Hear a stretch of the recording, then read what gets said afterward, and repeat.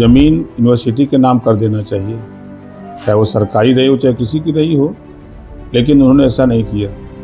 भविष्य में आजम खां को फंसाने की साजिश रची और उसी के शिकार आजम खां जी हो रहे हैं। तो राहुल जी को खाली आरोप पर प्रत्यारोप लगाना है। अभी तो प्रधानमंत्री जी ने परीक्षा कराई नीट की और कहीं पेपर लीक नहीं हुआ, तो अगर कहीं कोई गड़बड़ी है तो उस पर सुधार हो रहा है। अब कांग्रेस पार्टी वाले सिंगल सड़क बनाए, जाम लग रहा है उस पर, अब वो 4 लेन बन रही है, 2 लेन बन रही है, 6 लेन बन रही है। तो सिस्टम है, कहीं कोई गड़बड़ी है तो उसको सुधारा जाता है। रक्षा मंत्री राजनाथ सिंह ने कहा कि आरएसएस को किसी परमार या पंजीकरण की आवश्यकता नहीं है। उन्होंने कहा संघ हमेशा राष्ट्र प्रथम की भावना से काम करता है।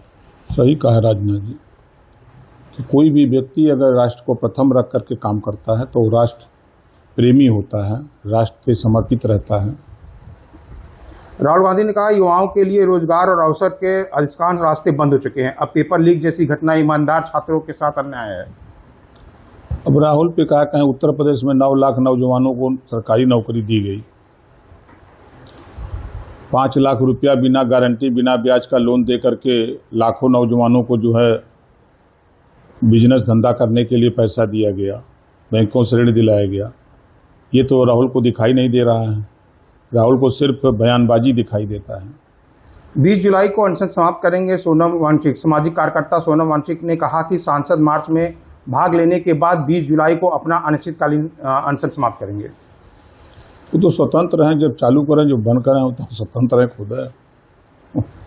राम मंदिर दान अनियमितता को लेकर सूत्रों के अनुसार श्री राम जन्म तीर्थ क्षेत्र ट्रस्ट के दान में जुड़ी कथित व्यक्ति अनियमितता की जांच कर रही एसआई सोमवार को सुप्रीम कोर्ट में अंतिम रिपोर्ट सौंपेगी।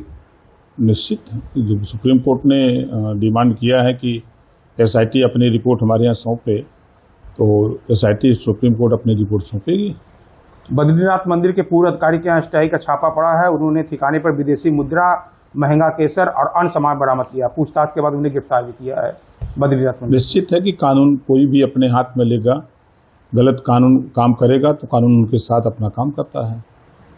आंध्र प्रदेश में पत्नी ने प्रेमी के साथ मिलकर पति की हत्या की। मंदिर दर्शन के दौरान ये घटना की है। दोनों आरोपियों को पुलिस ने गिरफ्तार कर लिया। क्या कहना चाहेंगे? तो निश्चित है कि कानून का राज है, कहीं कोई घटना करेगा तो पुलिस त्वरित कार्रवाई करती है, गिरफ्तार करती है।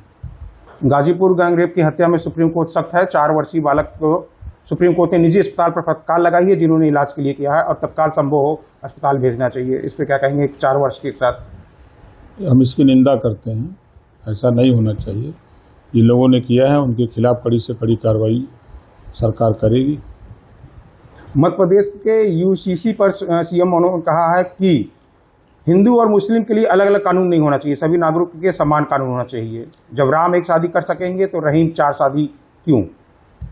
निश्चित है, जो मुख्यमंत्री जी ने कहा है कि देश एक है, कानून एक है, प्रधानमंत्री एक है, राष्ट्रपति एक है, तो फिर 2 कानून कहाँ से लाया जाएगा?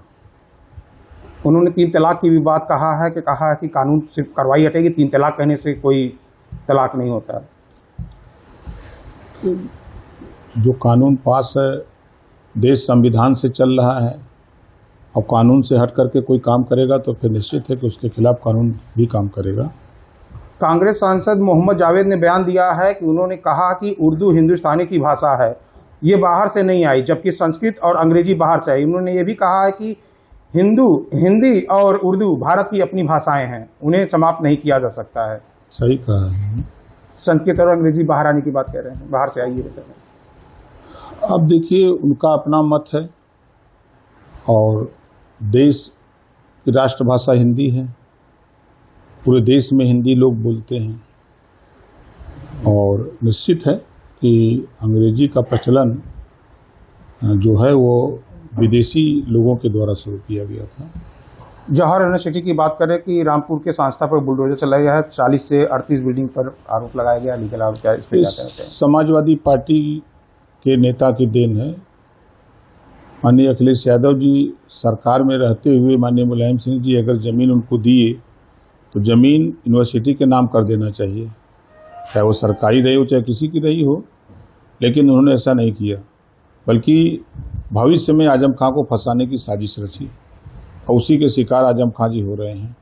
सरकार का पैसा लगा करके बनवा तो दिया यूनिवर्सिटी, लेकिन सरकारी ज़मीन पर बनवा दिया। और वो सरकारी ज़मीन अगर कागज़ में ठीक करा दिए होते, 5 साल सरकार रही अखिलेश जी की, तो आज ये नौबत नहीं आती। अभी ताज़ा मामला आजमगढ़ के आ रहा है। आजमगढ़ के सपा सांसद पर 50 बीघा जमीन पर कब्जे की बात कही जा रही है। वहीं सांसद का दावा है कि वो आरोप पूरा झूठा है, हमने जमीन बाकायदा रजिस्ट्री कराई है, राजस्व द्वारा नापी की भी की जा चुकी है। भाई रजिस्ट्री कराइए, कौन सी फैक्ट्री लगी है, कौन सी फैक्ट्री लगाए हैं कि 50 बीघा जमीनियाँ खरीदे हैं? इसका खुलासा करें कि 50 बीघा जमीन आपने खरीदी तो पैसा कहाँ से आया। इसका खुलासा सांसद जी को करना चाहिए। कहा जा रहा है वो जलचर जमीन है, तालाब है, वो है, इस तरह की है। वो चाहे समाजवादी पार्टी तो पूरे देशवा की जमीनियाँ कब्जा कर ले सपाई सब, उसी में धर्मेंद्र यादव जो कब्जा कोई नई चीज़ नहीं है, ये जल जमीन सब कुछ कब्जा करने की स्थिति में है। यादव को देखना नहीं चाहता, उसकी जमीनियाँ छीन ले रहे हैं।